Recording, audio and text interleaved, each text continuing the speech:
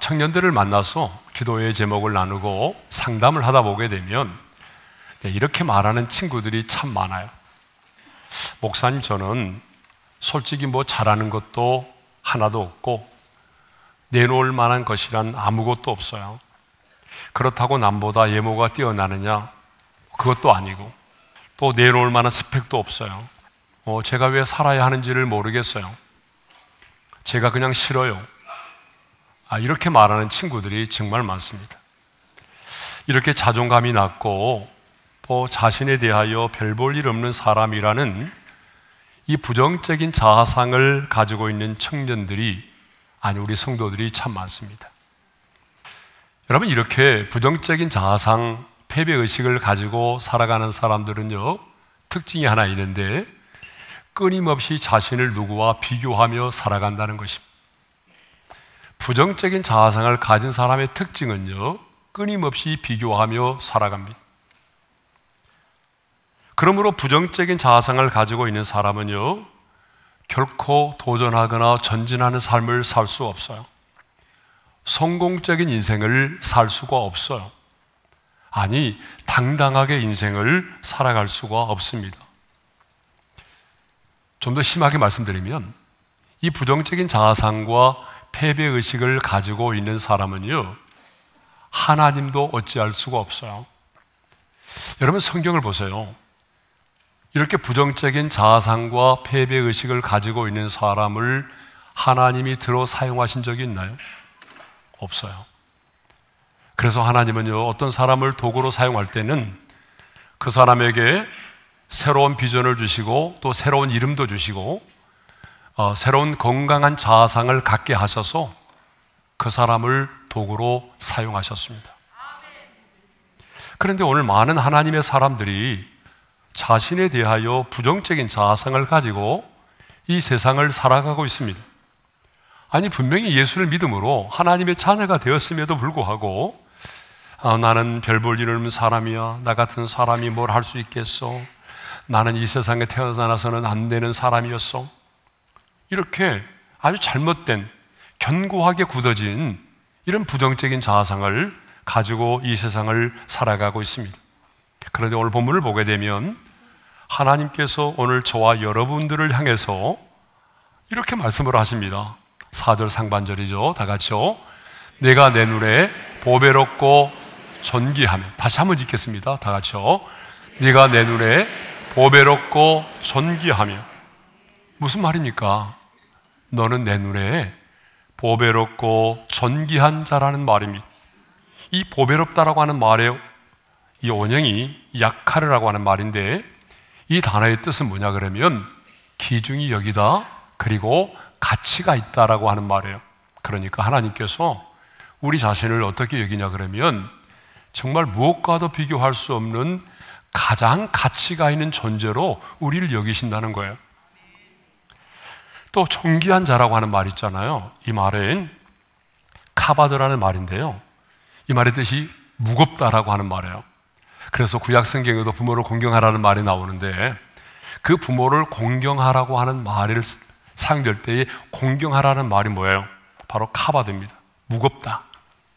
그래서 제가 어버이 주일에도 이런 설교 한 적이 있잖아요. 부모를 공경한다고 하는 것은 부모를 가볍게 여기지 않고 무겁게 여겨서 내가 그 부모를 존중히 여기는 것이다. 그런데 하나님께서요, 우리를 무겁게 여기신다는 거예요.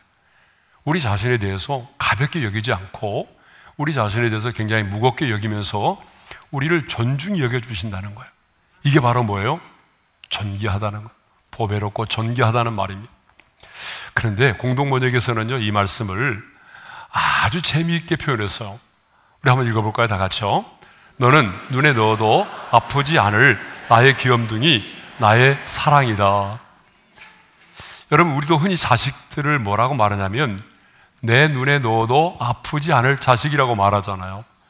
얼마나 사랑스럽고 귀하면 내 눈에 넣어도 아프지 않을 게 내 자식이라고 말해요. 그런데 하나님 아버지께서 오늘 저와 여러분들을 향해서 뭐라고 말씀하십니까? 너는 내가 내 눈에 넣어도 아프지 않을 나의 귀염둥이, 나의 사랑이야 라고 말씀하십니다. 근데 자신있게 아멘을 못 하시네 보니까. 그러면 하나님이 언제 누구에게 이 말씀을 하셨느냐라고 하는 것은 참 중요해요. 하나님께서 언제 누구에게 너는 내 눈에 보배롭고 존귀한 자야 라는 말씀을 하셨느냐는 거예요. 우리가 지난주에 살펴보았지만 이스라엘 백성들이 바벨론에 대한 하나님의 심판의 소식을 듣고 막 정체성이 흔들리고 그리고 낙심하고 두려워 떨고 있을 때예요. 네? 할례를 받은 택한 선민인 우리가 어떻게 할례를 받지 않는 이방인들에 의해서 멸망을 당할 수 있다는 말인가? 어떻게 하나님의 임재가 있는 성전이 이방인들에 의해서 무너질 수 있단 말인가? 정말 하나님은 살아계신가? 정말 하나님은 여전히 우리를 사랑하시는가? 아니면 우리를 버리셨는가? 어떻게 보게 되면 자신들이 실패한 사람들처럼 보였어요. 아니, 이방 사람들로부터는 조롱과 멸시를 받을 수밖에 없는 그런 상황 가운데 있었단 말입니다. 그런 상황 속에서 하나님의 사람으로서의 막 정체성이 흔들리고 실패한 사람처럼 보이고 낙심하고 두려워 떨고 있을 때에 하나님께서 하신 말씀이 뭐예요? 너는 내 눈에 보배롭고 존귀한 자야. 그들이 여러분 잘 나갈 때가 아니에요. 형통할 때가 아닙니다, 여러분. 그러므로 이 말씀은요, 비록 너희가 나의 징계 가운데 있을지라도 바벨론의 포로로 끌려가서 노예 생활을 하고 있다고 할지라도 여전히 너는 내 눈에 보배롭고 존귀한 자라고 하는 것입니다. 이것이 바로 하나님의 자녀된 저와 여러분의 가치이고 우리 모두의 자존심인 것입니다. 그러면 왜 하나님의 눈에는 내가 보배롭고 존귀한 자일까요? 그 첫 번째 이유는요, 내가 하나님의 소유된 존재이기 때문에 그렇습니다. 자, 우리 1절 하반절의 말씀을 읽겠어요. 다 같이요. 내가 너를 구속하였고 내가 너를 지명하여 불렀나니 너는 내 것이라. 하나님께서 당신의 아들을 이 세상 가운데 보내셨고 우리 주 예수 그리스도께서 우리의 모든 죄악을 담당하시고 십자가에서 피 흘려 죽으심으로 그 핏값으로 우리를 구속하여 내셨잖아요. 그렇기 때문에 하나님은 너는 내 것이라고 당당하게 말씀하셨어요. 저와 여러분은 예수를 믿고 영접하는 순간에 하나님의 소유가 된 존재가 되었습니다. 그런데 여러분, 정말 중요한 게 있어요. 그게 뭐냐 그러면 진정한 가치는 누구의 소유냐에 따라서 결정된다는 거예요. 그 인생의 진정한 가치는 누구의 소유냐에 따라서 결정이 되는 거예요. 여러분, 아무리 하찮은 것일지라도 그것이 누구의 소유냐에 따라서 가치가 달라지는 거예요. 똑같은 옷이고 똑같은 신발이고 똑같은 모자라고 할지라도 누구의 것이냐에 따라서 그 가치가 달라지는 거예요. 그렇다고 한다면 천지 만물을 창조하신 하나님이 너는 내 것이라고 말씀하신 저와 여러분은 얼마나 가치가 있는 존재일까요?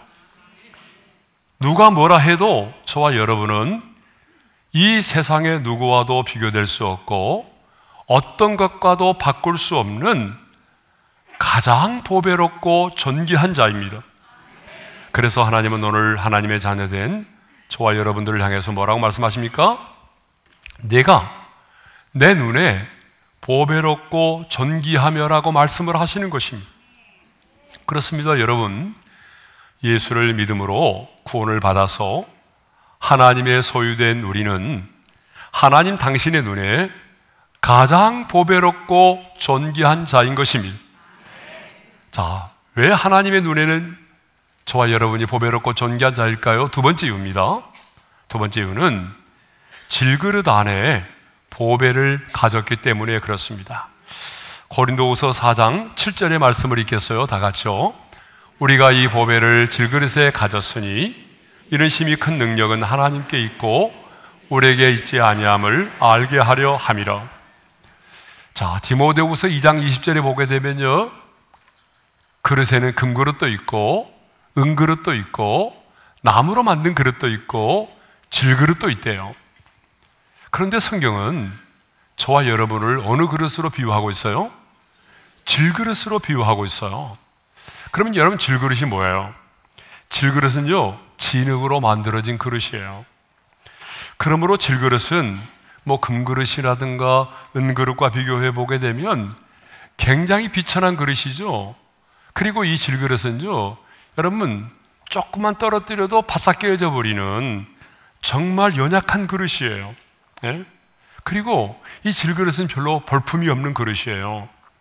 그래서 사람들은요, 질그릇이 깨어지고 나면 그것을 본드로 붙여 쓰지도 않아요. 그냥 내팽개쳐 버리는 거예요.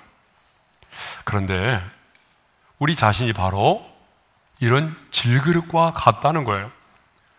강한 것 같지만은 바이러스 하나 이겨내지 못할 만큼 연약한 그릇, 그런 그릇이라는 거예요.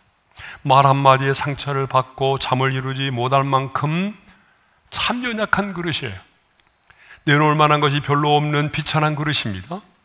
그런데 이 질그릇 안에 뭘 가졌다라고 말해요? 보배를 가졌다라고 말해요. 예? 그래서 우리가 이 보배를 질그릇에 가졌으니. 예? 보배가 그럼 뭐예요? 베드로전서 2장 7절에 보게 되면 사도 베드로는 이 보배를 예수 그리스도라고 분명히 말하고 있거든요. 그러면 우리가 질그릇인데 이 질그릇 안에 있는 보배가 뭘까요? 바로 예수 그리스도입니다. 우리가 예수님을 믿고 영접함으로 보배이신 예수님이 지금 내 안에 거하고 계시는 것입니다. 그러므로 우리는 이 질그릇 안에 보배이신 예수님을 담고 있는 거예요. 근데 여러분, 중요한 것은 그릇의 가치는요, 그 안에 무엇을 담고 있느냐에 따라서 그 그릇의 가치가 결정된다는 거 아니에요. 여러분, 아무리 금으로 만들어진 그릇이라고 할지라도 그 그릇에 소변을 붓고 오줌이 담겨져 있으면 뭐가 되는 거예요? 요강이 되는 거예요, 요강. 젊은 사람들이 요강을 모르죠. 저 어릴 때만 해도 우리 어머니들 또 뭐 형님, 형수 씨들 뭐 시집 오고 그럴 때 요강을 갖고 왔어요. 예, 요강. 그래서 저도 어릴 때는 다 요강에서 일을 봤어요. 예. 그릇의 가치는 그 안에 무엇이 담겨져 있느냐에 따라서 결정이 되는 겁니다. 근데 우리는 질그릇입니다. 그렇지만 우리 안에 보배이신 예수님이 계십니다. 그러므로 내 인생의 가치는요, 나의 스펙과 외모와 역량에 따라서 결정되는 것이 아닙니다. 예수님을 영접하고 난 이후에는, 새로운 피조물이 되고 난 이후에는 내 인생의 가치는 내 스펙과 내 외모와 내가 처해 있는 상황과 환경에 의해서 결정되는 것이 아닙니다. 내 안에 있는 질그릇이지만 내 안에 보배이신 예수님이 내 안에 계시기 때문에 내 안에 계신 예수님에 의해서 내 인생의 가치가 결정되는 것입니다. 그래서 하나님은 예수를 믿고 영접하여 구원을 받은 저와 여러분을 향해서 뭐라고 말씀하십니까? 너는 내 눈에 보배롭고 존귀한 자라고 말씀을 하시는 것입니다. 정말 안타깝게도 많은 하나님의 사람들이 내가 너를 보배롭고 존귀하게 여기노라고 하는 이 하나님의 음성을 받아들이지 않고 있어요. 하나님을 믿는다고 말하면서도 너는 내 눈에 보배롭고 존귀한 자야 라고 하는 이 하나님의 음성을 받아들이지 않는다는 거예요. 아니, 나를 향한 하나님의 평가를 받아들이지 않는다는 거예요. 그 이유는 내 자신의 평가와 하나님의 평가가 너무나 다르기 때문에 그렇습니다. 나는 내 자신에 대해서 어떻게 평가해요? 한심하고 별 볼 일 없는 사람이라고 생각하잖아요. 그런데 하나님은 뭐라고 말씀하셔요? 너는 내 눈에 보배롭고 존귀한 자야 라고 말씀하시잖아요. 그러니까 이렇게 내 자신의 평가와 하나님의 평가가 너무나 다른 거예요. 여러분, 성경을 보게 되면 내 자신의 평가와 하나님의 평가가 너무나 달랐던 대표적인 사람이 있어요. 바로 사사 기드온입니다. 기드온은 하나님이 나타나서 자신을 부르실 때에 이렇게 자신에 대해서 말하죠. 사사기 6장 15절입니다. 다 같이요. 나의 집은 므낫세 중에 극히 약하고 나는 내 아버지 집에서 가장 작은 자니이다. 정말 기드온은 자신의 고백처럼 이렇게 소심하고 겁도 많고 영적으로도 나약한 그런 사람이었어요. 그런데 하나님은 이런 기드온을 뭐라고 평가하시냐 그러면 이렇게 말씀하셨어요. 다 같이요. 큰 용사여, 여호와께서 너와 함께 계시도다. 하나님은 큰 용사라고 평가하셨어요. 그리고 더 나아가서 이렇게 말씀을 하셨어요. 다 같이요. 내가 반드시 너와 함께 하리니 내가 미디안 사람 치기를 한 사람을 치듯 하리라. 여러분, 이렇게 내 자신에 대한 평가와 하나님의 평가가 다를 수가 있어요. 여러분, 그래요 안 그래요? 맞죠? 여러분도 마찬가지 아니에요? 자, 누구의 평가가 맞을까요? 여러분들은 믿음이 있으니까 그렇게 말하겠지만 대부분의 사람들은 하나님의 평가는 틀렸다라고 말해요.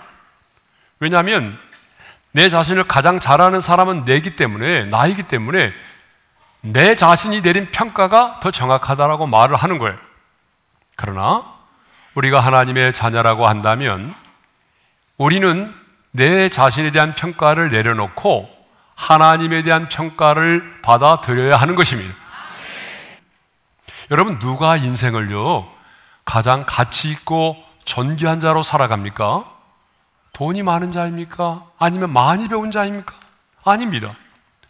잘 들어보세요.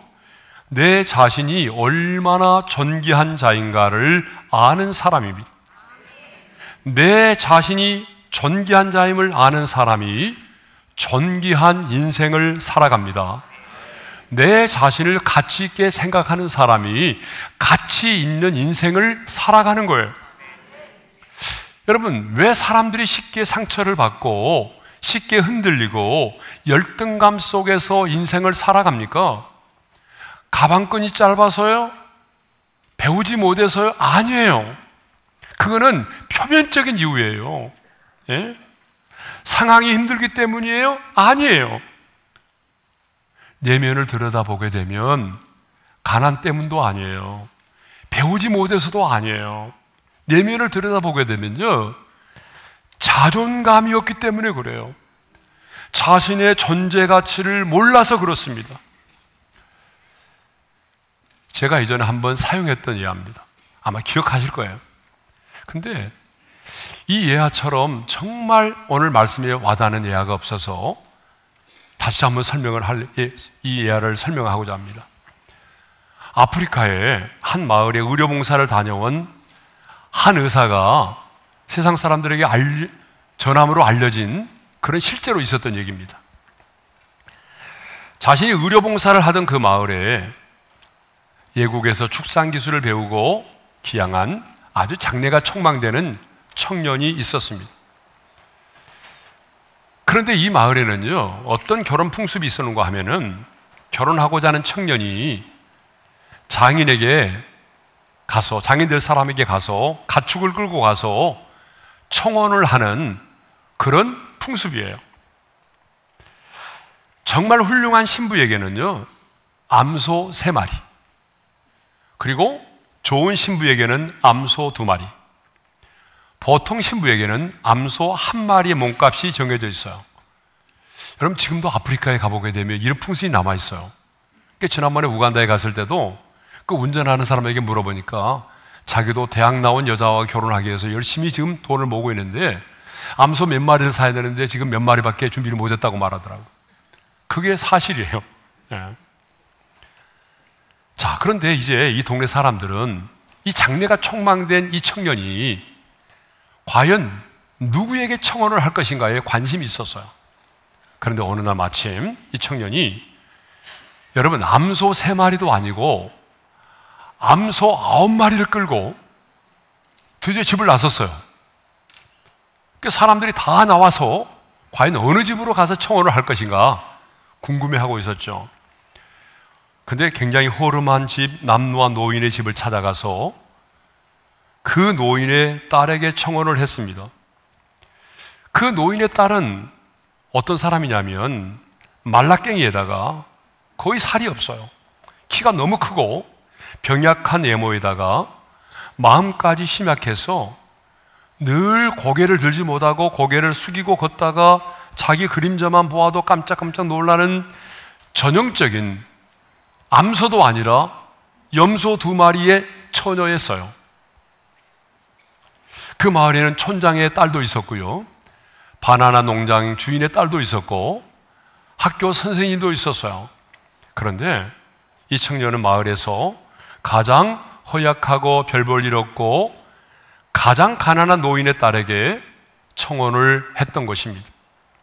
그러자 사람들은 이 청년이 미쳤다라고 수군대기 시작을 했어요. 자, 오랜 세월이 지났습니다. 이 중년이 된 의사가 다시 한번 그 아프리카의 마을로 휴가를 가서 이제 오랫한 기업가가 된 그 청년을 다시 만나게 됐습니다. 한참 동안 정답게 이야기에 꽃을 피우며 식사를 하고 있는데 한 여인이 차를 끓여 가지고 들어왔어요. 이 의사는 그동안에 많은 백인 여자도 만나보고 흑인 여자도 만나보았지만 이처럼 아름답고 우아한 흑인 여인을 본 일이 없었어요. 그 우아한 자태와 유창한 영어, 그리고 사람의 마음을 편하게 해주는 미소까지, 이 의사는 속으로 이런 생각을 했어요. 아, 이 사람이 그때 말라깽이 처녀 말고 또 다른 아내를 맞이했구나. 그런데 청년 작가가 첫 잔을 내려놓으면서 이렇게 말했어요. 선생님, 저 사람이 그때의 그 심약했던 처녀입니다. 그 말을 듣고 의사는 너무 놀랐어요. 그렇게 병색이 깃들어 있고 마음까지 심약하던 처녀가 이렇게 아름답고 우아하고 자신감에 차 있는 여인으로 바뀌어져 있었기 때문이죠.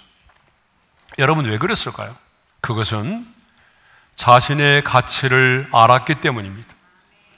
남편으로부터 최고의 사랑을 받는 소중한 존재임을 깨달았기 때문입니다. 그래서 이 여인은 언제나 암소 9마리에 걸맞는 사람으로 살았던 거예요. 나는 암소 9마리를 받을 만큼 가치가 있는 존재, 그렇게 남편으로부터 사랑을 받는 존재라는 자신의 존재 가치를 알았던 거예요. 그러니까 아무렇게나 살지 않았던 거예요. 성도 여러분, 사람은요, 누구나 자신이 사랑받는 존재만큼 살게 되어 있습니다. 사람은요, 사랑을 받은 만큼 그 수준에 걸맞는 삶을 살게 되어 있습니다. 사람은 자신의 존재 가치를 깨닫는 만큼 존귀한 삶을 살게 되어 있습니다. 그런데 오늘 하나님께서 저와 여러분에게 말씀하십니다. 너는 내 눈에 보배롭고 존귀한 자야. 너는 내 눈에 보배롭고 존귀한 자야. 그렇습니다. 부모님의 눈에 자기 자식이 가장 사랑스럽고 예쁘듯이 하나님의 눈에 우리는 눈에 넣어도 아프지 않을 만큼 그렇게 보배롭고 존귀한 자녀라는 사실입니다. 여전히 내 눈에는 내 자신이 한심하게 보여도 하나님의 눈에는 이 세상의 무엇과도 바꿀 수 없고 비교될 수 없는 가장 보배롭고 존귀한 자라는 사실입니다. 그러므로 여러분, 이제 하나님의 눈으로 여러분들을 바라보시기를 바랍니다. 하나님의 평가를 믿음으로 받아들이시기를 바랍니다. 그렇다면 이제 여러분도 보배롭고 존귀한 하나님의 사람으로 자존감을 가지고 당당하게 이 세상을 살아갈 수 있기를 바랍니다.